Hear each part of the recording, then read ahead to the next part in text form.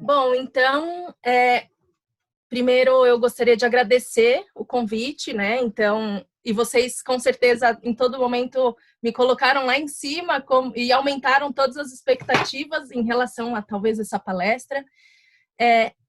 Como eu falei para vocês, eu não sou formada em odontologia. Eu, quando pequena, gostaria muito de ter sido dentista, era um sonho meu, mas a vida vai levando a outros caminhos, né? E realmente eu acredito que o meu desafio aqui em falar sobre produtos naturais, principalmente depois da palestra da professora Luciana, que estava totalmente calma e segura naquilo que estava fazendo, né, naquilo que estava falando, eu venho tentando, tendo como um desafio falar de produtos naturais, já que eu sou química e sou formada em química de produtos naturais, né, tenho mestrado e doutorado na área de química de produtos naturais, só que eu nunca tive um enfoque em odontologia. Agora eu tenho trabalhado um pouquinho mais na odonto, né? Então, trabalhando junto com o professor Paulo Dalpino, tendo interação e a parceria com o Marcelo, né? A gente tá interagindo há um tempinho já, então, na parte de iniciação científica, agora no mestrado dele. Então, assim, eu tenho entrado um pouquinho na odontologia. Eu acho que o principal desafio que eu tenho aqui nesse momento é em saber o que falar sobre produtos naturais para dentistas, né?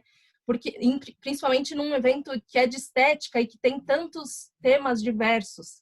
Então, assim, se eu for realmente entrar na área de produtos naturais, existem milhões de possibilidades que eu poderia estar falando. Então, eu acho que esse momento eu gostaria mais de utilizar esse momento de uma forma mais de conscientização, na verdade, né? Então, eu até mudei minha apresentação aqui umas 20 vezes no dia de hoje, estou acompanhando vocês, estou aprendendo bastante, já estou até fazendo minha agendinha de contatos de dentistas, porque eu quero passar com todo mundo, né? Bom, enfim, então eu inicio a minha apresentação aqui meio que perguntando para vocês e fazendo essa reflexão de por que falar sobre produtos naturais para dentistas e futuros dentistas, né? Eu não sei se vocês sabem, mas quando a gente fala sobre produtos naturais, existe os artigos e a nossa percepção como professor é de que muitos profissionais da saúde que podem estar envolvidos com a utilização de produtos naturais como forma terapêutica, nem sempre eles têm uma formação a respeito disso, né? Eles estão, além de não ter uma formação na grade curricular, a utilização dessas formas terapêuticas alternativas, ainda assim, eles não sabem que eles poderiam estar atuando nessa área, tá? Então, eu acho que é mais nesse sentido que eu preciso trazer essa apresentação. Por quê? Eu não sei se na formação desses dentistas, né, desses futuros dentistas, eles têm algo que venha trazer as práticas integrativas e complementares.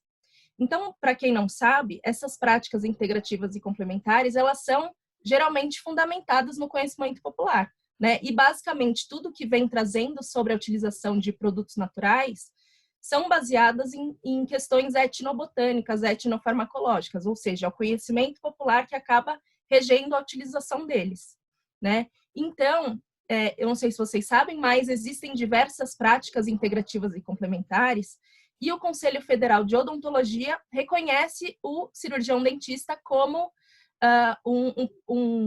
como um prescritor de práticas integrativas e complementares, né? Então, de acordo com o CFO, as práticas integrativas que o dentista ele pode estar atuando são acupuntura, fitoterapia, né? Então, no caso aqui das práticas do ladinho esquerdo, hipnoterapia, que é atuação a partir da hipnose, homeopatia, acupuntura, medicina tradicional chinesa, as plantas medicinais e fitoterapia, além da terapia de florais. Existem alguns estudos que mostram a utilização e a prática dos cirurgiões dentistas dentro dessas práticas integrativas e complementares.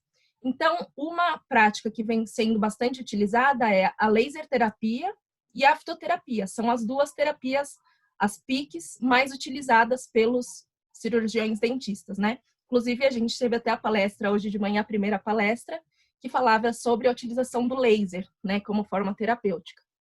Então, dentro dessas práticas, eu queria entrar um pouquinho mais em relação à fitoterapia. Como eu falei, existe a deficiência em relação à formação do profissional da saúde que é considerado prescritor de fitoterápicos, né? Então, eu não sei se vocês sabem, mas aqui a gente tem a lista dos profissionais que podem prescrever medicamentos fitoterápicos. Então, biomédicos, dentistas, enfermeiros, farmacêuticos, fisioterapeutas e terapeutas ocupacionais, os médicos e os nutricionistas.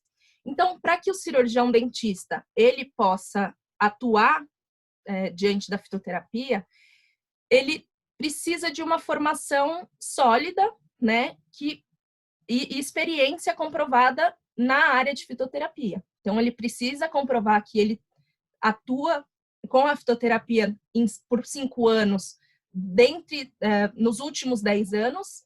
Ele pode atuar a partir da aprovação em concursos do CFO e também pela especialização, por cursos de especialização, se tornando especialista em cursos que tenham uma carga mínima de 160 horas, tá? Então, qual que é o intuito do dentista dentro da fitoterapia? Então, diante do decreto do CFO, a fitoterapia se destina aos estudos dos princípios científicos da fitoterapia e de plantas medicinais, embasados na multidisciplinaridade, inseridos na prática profissional, resgatando o saber popular e a aplicabilidade dessa terapia na odontologia, né? Então, existem, eu acho que, assim, um outro fato da gente trazer os produtos naturais para dentistas é que atualmente existe uma tendência na utilização desses produtos, né? Todo mundo está buscando a utilização de práticas alternativas, aquelas alopáticas que as pessoas entendem que são mais agressivas. Então, vamos utilizar a fitoterapia, vamos ser mais naturais. A gente está nesse momento. As pessoas estão buscando terapias alternativas naturais. Então, está na moda. Só que existe uma questão fundamental e que todo mundo tem esse conceito, não só as pessoas de modo geral, mas os profissionais da saúde, que as pessoas, primeiro, não acreditam tanto na eficácia desses produtos e também tem aquele pensamento de que se não faz bem, mal não vai fazer, né? Então, todo mundo acha que produto natural não vai fazer mal, né? Então, vou tomar meu chazinho, qual o problema de utilizar um medicamento e junto utilizar, por exemplo, a Daniela chegou a comentar sobre o ginkgo biloba, né, que pode trazer uma interação medicamentosa, né? Então, assim, a gente precisa saber que os produtos naturais, não porque são naturais, não vão fazer mal. Eles podem sim fazer mal se utilizados de modo errado, né? Inclusive, em muitos momentos vocês falaram sobre a anamnese e eu acho que, assim, a questão aqui é não fazer com que vocês se tornem fitoterapeutas, mas que no momento da anamnese vocês tenham a consciência de que aquele paciente pode estar pode estar tomando um chá, né? Ele nem sabe que ele está fazendo fitoterapia. Então, ele pode ter tomado um chá de camomila, ele pode ter tomado uma cápsula de ginkgo biloba, enfim. Então, vocês precisam entender que na anamnese do paciente, isso tem que ser englobado, né? Você precisa que o paciente te forneça esse tipo de informação. Ah, você tomou um chá? Você tomou alguma coisa? É preciso saber, né? Então, assim, além disso, a gente vê atualmente que a gente tem muitos influenciadores, né, que vem trazendo, então, indicando a utilização de algumas plantas medicinais, produtos naturais, que sem embasamento científico, tá? Então, um grande exemplo é a Bela Gil. A todo momento ela lança aí um produto natural para você usar, né? Ela não tem formação técnica para isso, mas ela sempre tá, assim, eu fui buscar o currículo dela. Primeiro, não achei muita coisa. Eu sei que ela fala, eu comecei a fazer tal curso, mas nunca fala que finalizei, né? E o único curso que eu consegui encontrar em relação a ela é um sobre nutrição. Então, assim, pode ser que ela tenha uma formação a respeito da nutrição. Só que os produtos naturais para nutrição, a aplicação pode ser totalmente diferente para odontologia ou para outra área. Então, ela sempre fala para escovar os dentes com cúrcuma, né? Então, que acontece? Não estou falando que a cúrcuma não vai ser efetivo, pode até que seja, só que a questão é a forma com que ela está sendo aplicada. A cúrcuma que ela indica é o tempero que você compra no mercado, que nada mais é do que o rizoma da cúrcuma, do açafrão, seco e triturado. Então, esse material é um material totalmente grosseiro, né? Ele tem bastante fibra, então você utilizar ele no seu dente, além, ela até cita ali, que o único efeito colateral dele é manchar a toalha e a escova, né? A gente sabe que também mancha o dente, né? Então a questão estética é totalmente em jogo. Mas o que acontece? Esse material particulado grosseiro, ele também pode prejudicar o esmalte do seu dente, pode trazer efeitos de sensibilidade, retração gengival, enfim, outras questões. Então, não estou falando não use cúrcuma. Talvez a cúrcuma, o extrato de cúrcuma, que tem os seus compostos bioativos inserido num dentifrício, por exemplo, pode ser que seja uma boa forma de atuação. Mas não, o fato dela ser conhecida faz com que todo mundo tente usar aí a cúrcuma na escovação, né? Existiam outros exemplos aqui, mas eu cortei porque meu tempo, como eu vou dividir com o Marcelo, eu também tenho um tempo mais restrito. Então, assim, existem diversas políticas públicas que são voltadas para o incentivo dos estudos em produtos naturais, em plantas medicinais, porque tem muita gente que, no nosso Brasil, né, que não tem acesso a medicamentos alopáticos, e a única forma de prevenção e manutenção da saúde é a utilização de plantas medicinais. Então, no Brasil, existe um conhecimento muito rico a respeito da utilização de plantas medicinais em diversas áreas, em diversas doenças, né? Então, a política nacional vem para garantir o acesso seguro e o uso racional dessas plantas, além de promover o uso sustentável da nossa biodiversidade. A gente tem uma rica biodiversidade, depois eu vou entrar falando um pouquinho sobre isso. Além disso, o Ministério da Saúde, de forma a sistematizar as informações do conhecimento popular, fez uma relação de plantas medicinais de interesse do SUS, né? Essa lista, ela contém 71 plantas, que são plantas que têm indicação popular na utilização. Porém, o conhecimento técnico a respeito delas é bastante insuficiente, vamos dizer assim. Então, o que acontece? O SUS dispõe uma lista de plantas que eles têm interesse para que essas plantas sejam estudadas de forma mais efetiva, né? Pensando na produção de medicamentos fitoterápicos e pensando também na produção técnica de materiais que vão garantir esse uso seguro. Então, dessas 71 plantas, atualmente os estudos, eles levaram a produção de somente 3 monografias até o momento. Então, de 71 plantas nesse período que foi disponibilizada essa lista do RNSUS, somente 3 possuem monografia contando sobre todas as informações que garantem o uso seguro, tá? Principalmente em relação às informações farmacopeicas, formas farmacêuticas, formulações e informações relacionadas à segurança e eficácia, tá? Então, profissionais também que possuem a formação correta em fitoterapia, eles também têm disponível um material que chama Memento Fitoterápico, né, que é um livro que contém informações sobre a utilização de plantas medicinais, meio que orientando profissionais da saúde sobre a prescrição de plantas medicinais e fitoterápicos, e todos eles baseados em evidências científicas. Então, nessa lista de 28 plantas, a gente tem, para odontologia, para tratamento e manutenção da saúde bucal, a gente tem 4 plantas, tá? Então, diante da vastidão de plantas que a gente tem, somente 4 possuem indicação com evidências científicas, né, para utilização. Então, é nelas que eu quero focar um pouquinho hoje, tá? E eu peço para que vocês também vão me pontuando aí em relação ao tempo, tá? Porque eu preciso dividir o momento com o Marcelo. Então, a primeira planta que a gente vem destacando, que são uma das 4 listadas no movimento fitoterápico, é a babosa, né? Então, assim, todo mundo já ouviu falar da babosa, né? Seja para passar no cabelo ou sei lá para quê, né? Mas, assim, o efeito principal da babosa, né? E essa possibilidade de hidratação também permite, né, permitiu as indicações terapêuticas e a efetividade no seu uso, né?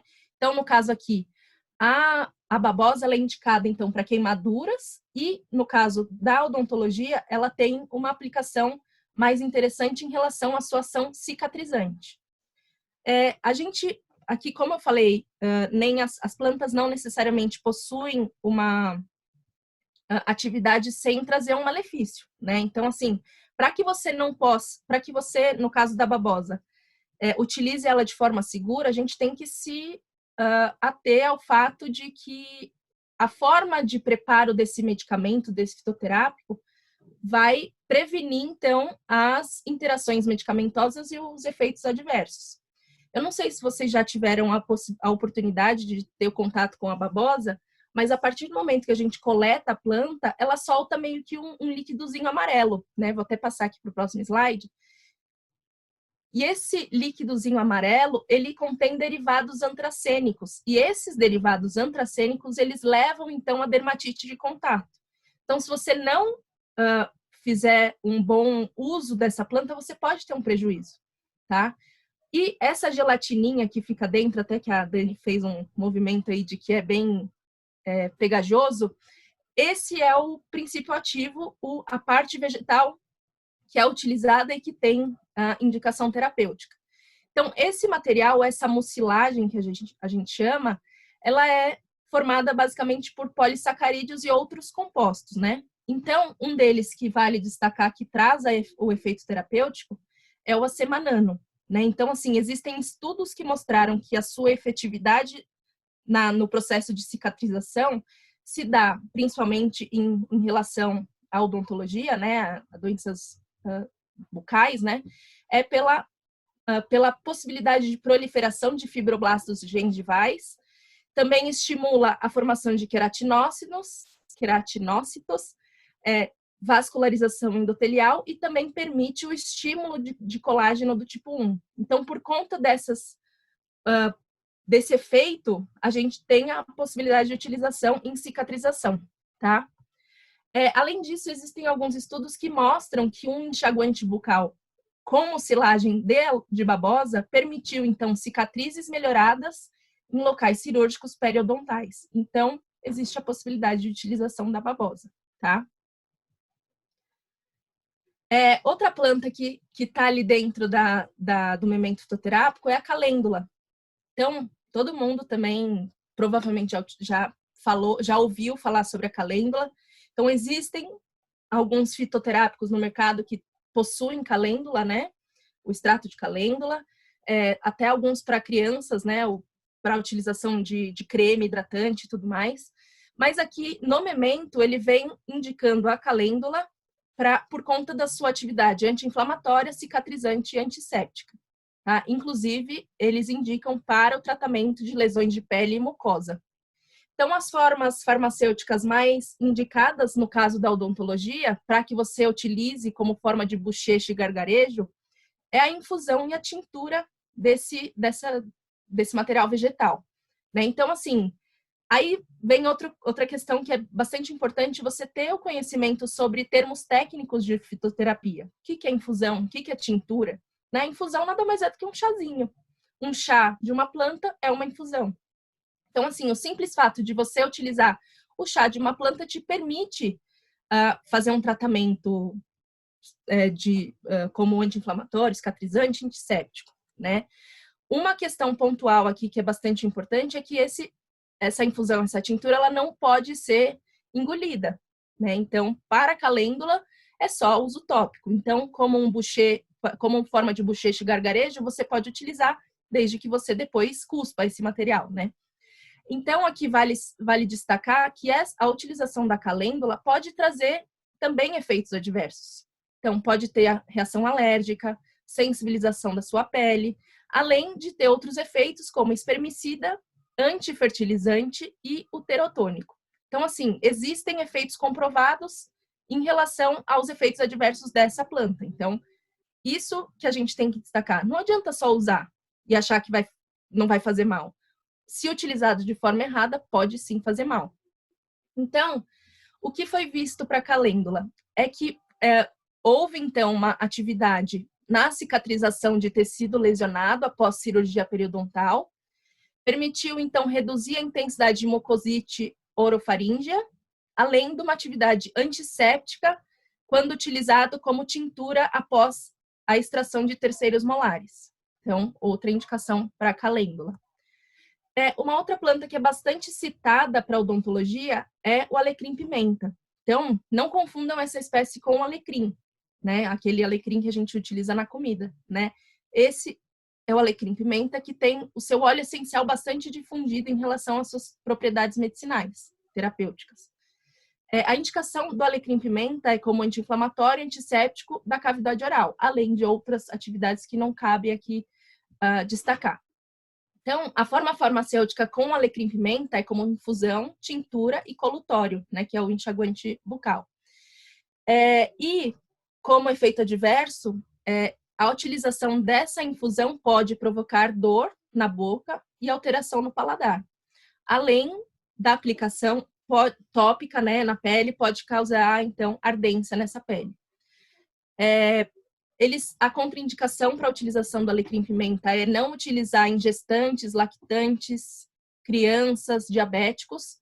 E, por conta do alecrim-pimenta ter uma grande quantidade de compostos voláteis, né, que é o óleo essencial, não é indicado que essa infusão, o chazinho, seja utilizado em inalação, porque esses compostos voláteis, eles podem trazer uma certa agressividade, uma sensibilidade para mucosa nasal, né? Além disso, alguns estudos mostraram que o potencial antifúngico e antibacteriano do alecrim-pimenta permitiram o controle da gengivite depois da utilização de um gel contendo alecrim-pimenta, e também um enxaguatório à base do óleo essencial permitiu a redução no crescimento de biofilme oral, a diminuição no índice de placa gengival e sangramento gengival, comparado até mesmo com o controle positivo clorexidina, ele foi tão eficaz quanto a clorexidina, e também o gel permitiu a redução no acúmulo de placa, né, quando comparado de forma tão eficaz quanto cremes dentais, né? Então, vai aí a eficácia do alecrim-pimenta. Outra planta que eu tenho certeza que todo mundo já deve ter tomado um chazinho é a camomila, né? Então, a camomila é principalmente para acalmar, né? Tô nervosa, vou tomar chá de camomila. Então, assim, realmente ele tem uma indicação terapêutica como ansiolítica e, de certa forma, sedativa. Mas também tem a sua indicação para utilização em odontologia, né? Então, ele é um anti-inflamatório em afecções de cavidade oral. Como utilizar? A partir do chazinho, no bochecho e no gargarejo, tá? Também existe contraindicação. Gestantes não podem utilizar por conta da atividade emenagoga, né? Essa atividade, o que é? Ela estimula a menstruação. Então, a gente não pode indicar isso para uma pessoa que está grávida, né? E também é relaxante da musculatura lisa. Além disso, existem algumas interações medicamentosas para o uso da camomila. Então, assim, não é só contraindicação ou restrição no uso. Ela permite interação medicamentosa. Imagina quanta gente não está fazendo um tratamento alopático e que não tome um chazinho de camomila. Então, né, ele tem... foi visto, então, foram descritos em literatura interações com anticoagulantes, por exemplo, estatinas e contraceptivos, tá? Além disso, em relação à sua atividade terapêutica, foi visto que a camomila ela permite uma formação de tecido de granulação na cicatrização de feridas e vasodilatação. Então, por conta dessa atividade de vasodilatação, ela também faz com que ela cause efeitos adversos. Então, por exemplo, existe a interação com os anticoagulantes, então existe um aumento no risco de sangramento, intensificação e prolongação da ação depressora, ele é um ansiolítico, né? Então, se você utilizar ele com outros ansiolíticos, também pode fazer um prolongamento da ação depressora do sistema nervoso. E além dessas atividades, né, desses efeitos adversos, ela é bastante utilizada frente a micro-organismos causadores que levam à formação de biofilme dental, né? Então, assim, ela tem a sua atividade antimicrobiana também comprovada, inclusive indicada para terapia a partir do momento fitoterápico. Então, assim, no momento fitoterápico, a gente tem 4 plantas medicinais que são indicadas pela sua atividade terapêutica comprovada. E vale salientar que essas plantas que eu citei, elas não precisam de prescrição médica, né? Então, você pode utilizar, você pode indicar a sua utilização, mas com cautela, né? Você precisa saber o que você está fazendo, tá? Além disso, os produtos naturais, eles são encontrados também nos produtos odontológicos, né? Então, quantas pastas de dente a gente não encontra por aí que tem um produto natural? Nem que seja o seu cheirinho, né? Sei lá. Existem diversos produtos, dentifrícios, antissépticos, por exemplo, malvatricin, que é feito à base de um extrato de malva. Além disso, tem produtos que são voltados para dentística e endodontia. Então, quem que nunca chegou num consultório odontológico e não sentiu aquele cheirinho de eugenol, né, de cravinho? Por quê? Porque existem cimentos odontológicos que são à base de eugenol, né? Além disso, eu estava até dando uma olhadinha e existe esse papacari. Não sei se vocês já utilizaram, se é muito comum ter em consultório odontológico, mas o papacari ele foi descoberto a partir do isolamento de uma enzima do mamão, né, que é a papaína. Então, a papaína permite, então, a utilização e o amolecimento da cárie. Acho que é isso, né, que acontece. E aí você te permite uma facilidade no tratamento desse paciente. Então, assim, a gente aqui no Brasil, a gente tem uma biodiversidade que é, assim, impressionante. É a maior biodiversidade do mundo, né? Quando a gente for comparar com os outros países. Então, se vocês derem uma olhadinha aqui, o nosso potencial de biodiversidade em relação à flora do nosso país assim, possui uma super de biodiversidade quando comparada com os outros países e a gente tem um potencial terapêutico gigantesco que nunca foi explorado. Então, assim, a gente pode utilizar a nossa flora a nosso favor e eu deixo destaque aqui para que a gente continue pesquisando as plantas, né, as nossas ricas plantas que a gente tem por aqui. Inclusive, uma coisa que eu queria destacar aqui é que muita gente acredita que a biodiversidade brasileira vem do fato da gente ter a Amazônia, tá? Então, assim, claro, a Amazônia a gente tem uma ampla distribuição de espécies vegetais. Sim, a gente tem uma extensão muito grande, né? Que é a Amazônia. Só que no nosso país, o local mais biodiverso, ou seja, que possuem diferentes plantas, é a nossa Mata Atlântica. Então, o nosso potencial farmacêutico se concentra muito mais na Mata Atlântica do que na Amazônia. Além disso, vale destacar a importância da gente preservar a nossa biodiversidade e também continuar os estudos na Mata Atlântica, porque a gente está em constante ameaça desse nosso bioma, né? Quantas casas não estão sendo construídas na nossa região, né? Uma das regiões mais urbanizadas. Então, vale a gente também se preocupar com a Amazônia, claro, mas vale a gente pensar na preservação da biodiversidade da Mata Atlântica, porque é ali que a gente tem a maior quantidade de diferentes espécies vegetais. Tá? Então, eu só queria destacar isso para vocês.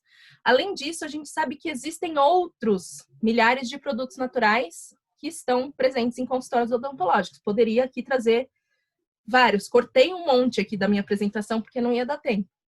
Mas um que eu gostaria de trazer, e que eu gostaria de trazer já fazendo o link para o Marcelo, é a própolis, né? Então, acredito que todo mundo também já conhece a própolis, seja para utilização, para aumentar o sistema imunológico, enfim.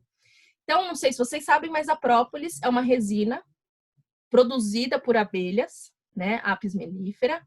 Essas abelhas, elas vão em plantas, né, da região que elas estão inseridas, principalmente no caso da própolis verde, elas coletam compostos e resinas de plantas, por exemplo, a Baccharis draconculifolia, que é conhecida como alecrim do campo e vassourinha, e eles depositam nas suas colmeias, como forma de proteção para essa colmeia, a própolis, uma resina que então está composta por compostos da vassourinha e do alecrim do campo, e que junto com esses compostos também vem a saliva dessa abelha, o pólen dessas plantas, né? E a partir dessa mistura, ela vem então sendo utilizada pelas abelhas como forma de proteção, né, para sua colmeia. Então, essa proteção, ela vai proteger contra micro-organismos, fungos que possam atacar essa colmeia dela. Então, imagina se a abelha utiliza para isso, por que a gente não poderia utilizar essa atividade que essa própolis tem a nosso favor também? E assim a maioria dos produtos naturais e das descobertas de medicamentos que ocorrem, né? Por observação da utilização de animais, por exemplo. A própolis verde, a sua atividade biológica se dá principalmente pelo ortepilin C, que é um composto fenólico que contém na própolis verde. E aqui fica um destaque meio triste. Eu fico triste por conta disso, porque é um produto totalmente nacional, mas que quem patenteou o composto bioativo foram os japoneses. Então, assim, eles vêm de fora, pegam o nosso material e leva, patenteia, faz o que eles quiserem. Agora, a gente aqui não tem a capacidade de se atentar ao potencial que a gente tem no nosso país, né? Então, vale a gente acordar um pouquinho para conseguir, para ter direitos sobre os nossos produtos, né? Então, é isso. Em relação à própolis verde, então, tem diversas propriedades: antimicrobiana, antioxidante, anti-inflamatória, imunomodulatória, cicatrizante, anestésica, anticâncer e anticariogênica, que são atividades já descritas, tá? Então, a própolis na odontologia vem, então, trazendo uma aplicação nas áreas de cariologia, cirurgia oral, endodontia, periodontia e outras patologias. Então, agora eu poderia ficar falando aqui várias horas, momentos, minutos, enfim, mas agora eu preciso passar a palavra pro Marcelo, tá? Então, o Marcelo, ele vem trazendo, então, a apresentação dele, que é sobre a influência de uma solução irrigante à base de própolis na resistência de união em pinos de fibra de vidro. Então, é um trabalho que ele desenvolveu na iniciação científica, né? E eu acho que ele tem bastante coisa para contar para vocês em relação à aplicação da própolis na odontologia. Antes de passar a palavra para o Marcelo e agradecer a vocês pelo momento aqui, eu queria deixar um momento interativo, na verdade. Eu queria eu queria conhecer um pouquinho de vocês a respeito do conhecimento dos produtos naturais, plantas medicinais. Então, eu vou deixar esse QR Code aqui para que vocês consigam interagir e responder algumas perguntinhas que eu tenho para saber sobre o conhecimento de vocês, tá? Para provavelmente num próximo momento que eu tiver de falar sobre odontologia e produtos naturais, eu tenha um enfoque melhor, né? Já sabendo do conhecimento de vocês. Então, vou passar a palavra ao Marcelo. Gostaria de agradecer a possibilidade, a oportunidade, o convite. Obrigada. E eu deixo aqui o meu contato, caso alguém queira entrar em contato, tá? E também, não sei se vocês sabem, mas eu sou da Anhanguera e estou com vocês aí na pós-graduação. Se tiver alguma parceria, alguma coisa, também estou aberta a isso. Marcelo, para você a palavra. Obrigada pelo momento. Aberto o microfone? Tá aberto. Obrigado, Simone. Obrigado. Obrigada. Eu agradeço aí por você ter aceitado o convite. Tarcísio, acho que você quer fazer uma pergunta. Vamos deixar fazer no final da apresentação do Marcelo, pode ser? Pergunta tudo junto? Pode ser? Professor? Ninguém está te ouvindo. Está mutado o microfone. Ninguém está te ouvindo, Tarcísio. Você queria perguntar? Não? Não. Bom, professor, eu tenho que te agradecer por ter aceitado o convite e por ter me socorrido várias vezes lá no laboratório com os cálculos de química que deixavam a gente de cabelo em pé. E hoje eu vou falar um pouco sobre o projeto que foi desenvolvido pela nossa equipe de Biotecnologia e Inovação em Saúde, lá do campus de Pirituba, da Anhanguera, que seria a influência da solução de própolis na resistência de união de pinos de fibra de vidro. Bom, partindo do início, só conectar aqui.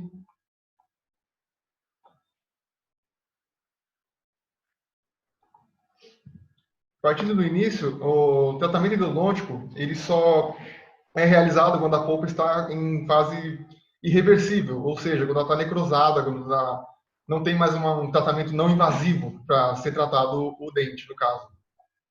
E com isso pode gerar lesões periapicais que devem ser tratadas de um modo o mais rápido possível, evitando um problema maior para o paciente. E trazendo maiores consequências.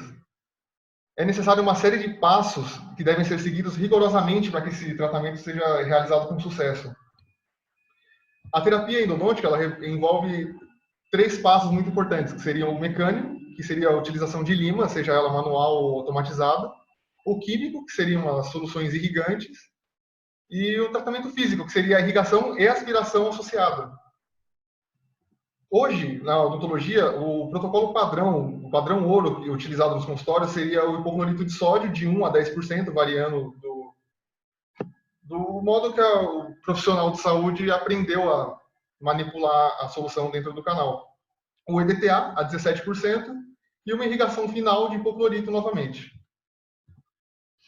O hipoclorito, sendo o padrão ouro hoje em dia, ele tem diversas vantagens, como atividade antimicrobiana, solvente de matéria orgânica, desodorizante, clareadora, lubrificante, baixa tensão superficial e detergente.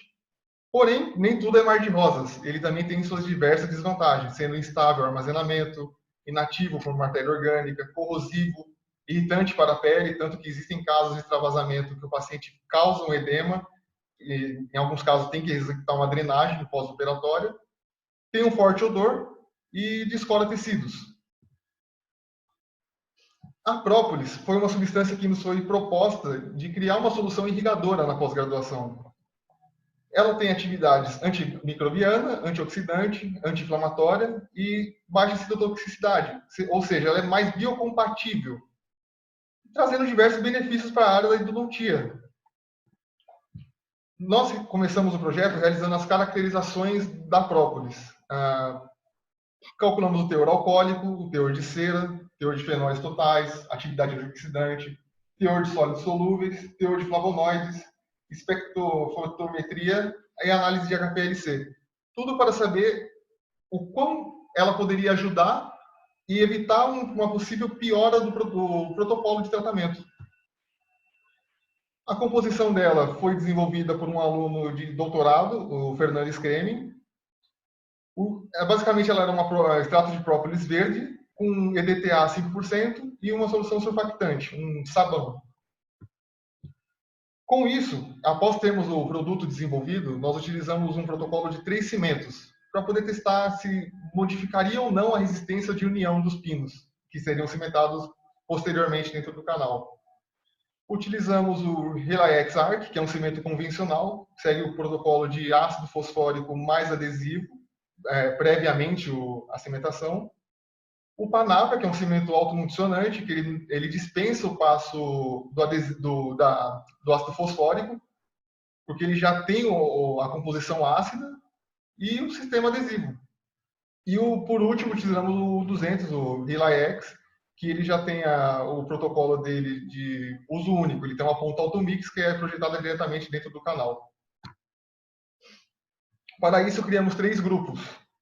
Foi o grupo controle, que era hipoclorito, EDTA e hipoclorito. A primeira aplicação de hipoclorito seria por 20 minutos, associada à limagem.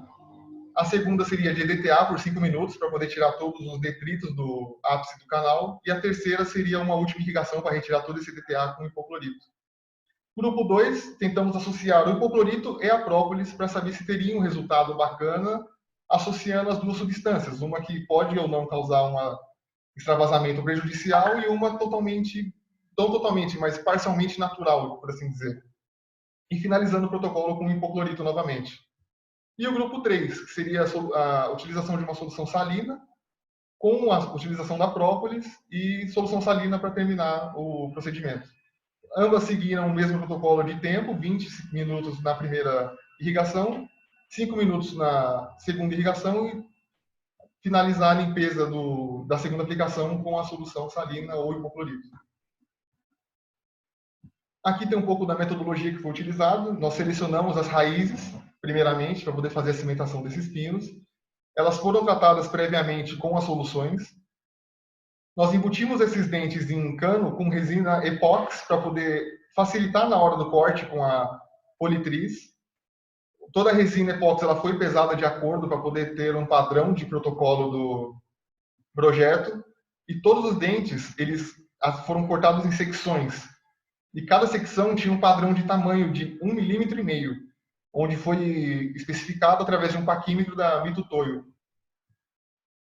Essa é a máquina que foi utilizada para realizar os testes de resistência de união. É a Instron. Ela tinha uma ponta ativa que exercia uma força de quilograma-força em kgf, realizada sobre o pino, para poder testar o quanto força a gente iria utilizar para romper o pino do cimento ou então causar uma fratura do dente. Isso vamos ver mais para frente na parte de análise fractográfica.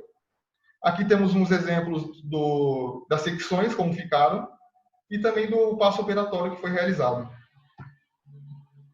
Aqui um pouco mais especificado. Então, essa seria a Instron, basicamente um esquema. Aqui seria a ponta ativa que realizaria o teste de compressão. O suporte de acrílico que foi utilizado com um fundo falso para que possa causar a fratura dessa peça. E a análise fractográfica, que basicamente se dividia em 5 etapas. Em 5 etapas não, perdão. Em 5 modelos. A 1, que seria a fratura adesiva. A 2, fratura mista, que seria adesiva e coesiva do cimento. A 3, que é a mista 2, no caso, adesiva, coesiva do cimento e esmalte, ou dentina. A 4, fratura coesiva do cimento. E a 5, que seria a fratura coesiva da dentina. Aqui temos o cálculo para poder saber qual seria o resultado dessa análise que foi utilizada. E aqui uma secção já fraturada só para utilizar como exemplo mesmo. Os resultados, a gente tirou todos eles por kgf inicialmente, mas todos eles foram convertidos em megapascal para poder facilitar o cálculo da média de grupo.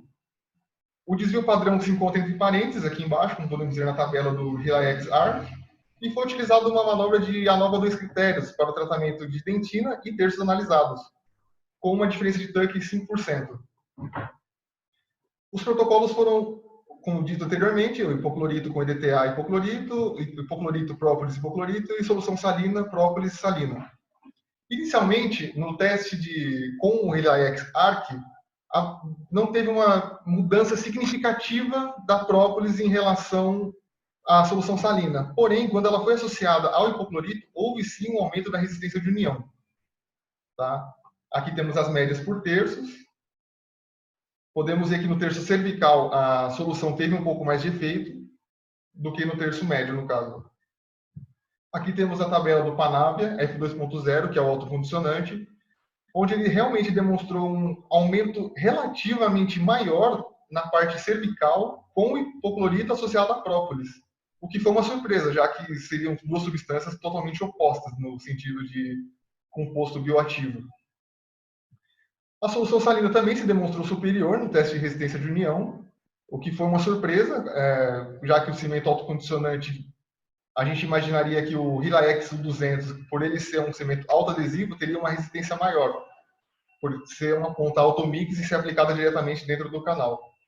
Evitando bolha também, espaços, o que causou essa curiosidade na gente, porque o cimento autocondicionante ele é um cimento pasta a pasta, no qual você vai introduzi-lo no canal através de outros materiais, por exemplo, com o pino, com espátulas, com explorador, o que pode, no final do resultado, causar uma bolha, digamos assim. Não deve, mas pode ocorrer.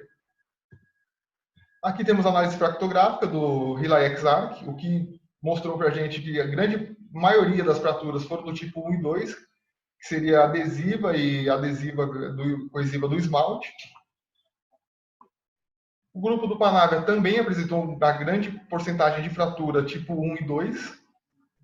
Já o RILAX 200, ele mostrou que a 1 foi predominante, porém a 3 conseguiu superar a 2 em alguns aspectos da parte cervical e do terço médio, quando associado a hipoclorito e a própolis, como foram demonstrado anteriormente também na parte de resistência de união. Conclusões. Os resultados que nós obtivemos mostrou para nós que o cimento com menor taxa de bolha, com resultados mais significativamente maiores, foi o RILAX 200, que seria o cimento autoadesivo. Porém, na parte de resistência de união propriamente dita, o cimento autocondicionante, o Panavia, ele demonstrou um resultado significativamente maior, principalmente na parte do terço cervical. Além disso, a solução irrigadora de própolis, ela demonstrou um resultado muito superior ao que a gente imaginava que teria, e a gente confirmou a hipótese de que ela é uma solução promissora em futuros tratamentos endodônticos. Gostaria de agradecer a toda a equipe que ajudou a desenvolver o projeto, o professor Paulo Dalpino, agora a professora e mestre Markeller Ramos Polassi, a professora e doutora Silvana, a toda a equipe nossa dos ICs e colegas de turma, o Pedro, o Thales, a Maína, a Gabriele, o Matheus, a Raquel, a Ana Beatriz, a professora e doutora Simone Greco, que me salvou diversas vezes com os cálculos químicos no laboratório para poder chegar no resultado correto. Gostaria também de agradecer à professora Marcucci, que realmente ela me ajudou muito nessa parte de própolis. Tudo que eu aprendi sobre a própolis em si eu devo a ela, porque ela me deu uma oportunidade muito grande de trabalhar com isso muito de perto e realizar testes que eu nunca imaginei que, sendo dentista, eu iria realizar. Aos mestres Arthur e Alipe, que me convidaram para estar aqui hoje, tendo a chance de apresentar um pouco desse projeto de produtos naturais para vocês. E o que eu chamo de... eu considero que nós temos duas famílias, a de sangue e a que nós escolhemos. Todos que eu demonstrei aqui são as que eu escolhi. Por exemplo, os professores, os colegas e também colegas de fora que não participaram do projeto, mas que estavam comigo nesses momentos e me ajudaram a passar por tudo isso. Que foi o Marcelo, a Mônica e a Samile, que praticamente é uma irmã para mim hoje em dia. Aqui eu postei a foto da campanha que nós criamos para a nossa amiga Elisiane, que eu acho que, por mais que a pessoa não tenha o dinheiro para poder ajudar na campanha, sempre compartilhar vai ajudar muito, porque nós podemos ter um alcance muito maior, e a esperança é o que resume tudo isso. Aqui eu fiz uma divulgação de um estúdio de tatuagem que estaremos abrindo no final do ano, se Deus quiser. Quem quiser seguir o estúdio no Instagram vai dar uma força. Também tem o Instagram dos tatuadores aqui em cima, alguns que estarão lá com a gente. E é isso, gente. Eu só tenho a agradecer aí o espaço, o tempo de vocês. Muito obrigado por tudo.